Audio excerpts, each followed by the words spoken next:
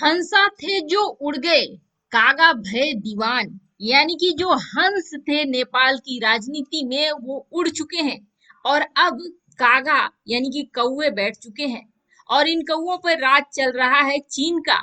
नेपाल की अभी की हरकतों से तो ऐसा ही लग रहा है। चीन की तरह नेपाल भी अब नेपाली जनता के आंख मुंह नाक कान सबको बंद कर देना चाहते हैं, क्योंकि नेपाली जनता अब धीरे धीरे जाग रही है और चीनी राजदूत के साथ साथ चीन और ओली के कनेक्शन को भी समझ रही है। तो अब नया फैसला लिया है नेपाल की सरकार ने। वहीं अब तुर्की और भारत आ गए हैं आमने सामने। वैसे तो तुर्की पहले भी भारत के विरोध में बयानबाजी करता था, लेकिन अब एक नया मुद्दा खड़ा हो गया है और जिसमें तुर्की और भारत आमने सामने आ गए हैं। तुर्की को सबक सिखाने के लिए अमेरिका ने कर दी ऐसी घोषणा जिसे सुनकर तुर्की तिलमिला गया है। तो अब भारत के दोस्त इजराइल पर आया है एक नई मुसीबत और इस पेच पे फंस गया है भारत। मध्य पूर्व एशिया में अब इस नए माहौल पर भारत की कूटनीति बहुत बड़ी भूमिका निभाने वाली है। आइए जानते हैं इन खबरों को विस्तार से।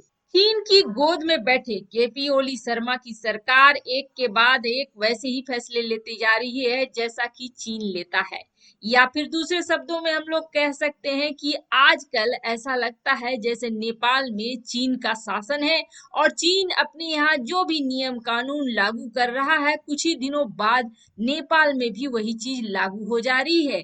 जैसे कि नेपालियों को अचानक से चीनी भाषा सीखने की क्या जरूरत पड़ गई, लेकिन नेपाल के स्कूलों में अब अनिवार्य किया जा रहा है मंडारिन भाषा। यानी कि नेपालियों को चीनी सीखना होगा, क्योंकि अपनी आका का बात समझने के लिए चीनी आना जरूरी है। अब दूसरा एक कदम बढ़ते हुए जिस तरह से चीन ने अपने देश में भारतीय न्यूज चैनलों के प्रशासन पर रोक लगाई है, नेपाल ने भी यह रोक लगा दी है।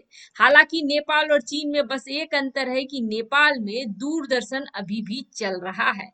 इसकी कोई आधिकारिक घोषणा नेपाल सरकार ने नहीं की है, लेकिन केबल टीवी ऑपरेटर अब नहीं दिखला रहे हैं। इसका साफ अर्थ है कि अंदरूनी तरफ से इस तरह का आदेश दिया गया है। यानी कि ओली पूरी तरीके से भारत के साथ रिश्ते तोड़ने के मूड में है। अब इसे आप क्या कहें, एक तरफ चीन उनकी जमीन दबाता जा रहा है और अपनी संस्कृति थोपता जा रहा है, लेकिन नेपाल कुछ नहीं कर रहा है और नेपाल की सरकार वही भाषा बोल रही है जो चीन चाहता है। हांगकांग, ताइवान, नेपाल, तिब्बत क्या सभी एक राह पर हैं? अब जरा बात करते हैं तुर्की की। तुर्की और भारत में अब टसन हो रहा है और इसकी वजह क्या है, इसकी वजह के बारे में हम लोग जानते हैं डिटेल में, लेकिन उससे पहले आप जान लें कि तुर्की भारत के लिए पहले भी ऐसी बयानबाजी करता आया है जिससे भारत का बुरा ही हो, चाहे वो पाकिस्तान का मामला हो या भारत के किसी अंदरूनी मसले का। लेकिन इधर कुछ दिनों से तुर्की शांत था। तुर्की ने चीन और भारत के मामले में एक भी बयानबाजी नहीं दी और साथ ही साथ कट्टर विरोधी अमेरिका के लिए भी शांत था। लेकिन एक बार फिर से तुर्की ने बवाल को खड़ा कर दिया है। और यह बवाल खड़ा कैसे हुआ है? तो तुर्की ने रूस के S-400 मिसाइल डिफेंस सिस्टम का परीक्षण कर लिया है और खास बात यह है कि यह परीक्षण उसने किस पर कर लिया है, तो अमेरिका के उन विमानों पर किया है जिस पर अमेरिका को बहुत गुमान है। हाल ही में तुर्की ने अपने इस कारनामे की वजह से तुर्की, भारत और अमेरिका के बीच माहौल को एक बार फिर से गर्म कर दिया है। तुर्की ने अमेरिका के F-22 और F-35 पर अपने परीक्षण किए हैं ट्रैकिंग के, और यह परीक्षण उसने बिना अमेरिका के इजाजत के कर लिया। और कैसे कर लिया तो आपको बता दें, रूटीन पेट्रोलिंग के लिए अमेरिका के F-22 और F-35 विमान काला सागर और तुर्की क्षेत्र के आसपास घूम रहे थे। तुर्की ने इस सिचुएशन का फायदा उठाया और अपने S-400 का गुपचुप तरीके से परीक्षण भी कर लिया। 200 किलोमीटर की दूरी पर तैनात F-35 और F-22 को ट्रैक कर लिया तुर्की के S-400 ने। लेकिन इससे खासे नाराज हो गए ट्रंप और अमेरिका ने अपने सारे सहयोगियों से अपील कर डाला कि तुर्की के साथ कोई तरह का रक्षा सौदा ना हो, रक्षा संधि ना हो और इसको किसी भी तरह की सप्लाई नहीं दी जाए। अब इसके बाद सबसे पहले भारत ने तुर्की को सामानों की सप्लाई बंद कर दी। इसके साथ ही भारत तुर्की के साथ वह रक्षा सौदा भी रद्द कर सकता है जिसमें 2.3 अरब डॉलर लगाकर युद्धपोत निर्माण की प्लानिंग की गई थी। क्योंकि भले ही तुर्की के पास इन युद्धपोतों के निर्माण का केंद्र हो, लेकिन तुर्की के पास जो युद्धपोतों के लिए जरूरी सामान होता है वह ज्यादातर इन पश्चिमी देशों से ही आता है। और अगर अमेरिकी प्रशासन ने ऐसा कदम उठा लिया है तो इन सामानों की आपूर्ति भी तुर्की को नहीं होगी। जाहिर सी बात है, ऐसे में किसी भी रक्षा सौदे को पूरा करने की हालत में नहीं होगा तुर्की। वैसे भारत इस व्यापारिक सौदे को कभी भी निरस्त करने वाला ही था, लेकिन राजनीतिक कारणों की वजह से अभी नहीं कर पा रहा था। अब भारत को एक मौका मिल गया है, लेकिन सबसे बड़ी विडंबना हो गई है पाकिस्तान के साथ। तुर्की ने ऐलान करा था कि वह 4 युद्धपोत पाकिस्तान को बना कर देगा, लेकिन ऐसी हालात में तो अब वह खुद ही नहीं पाएगा टेक्नोलॉजी और कलपुर्जे तो कहाँ से बना पाएगा।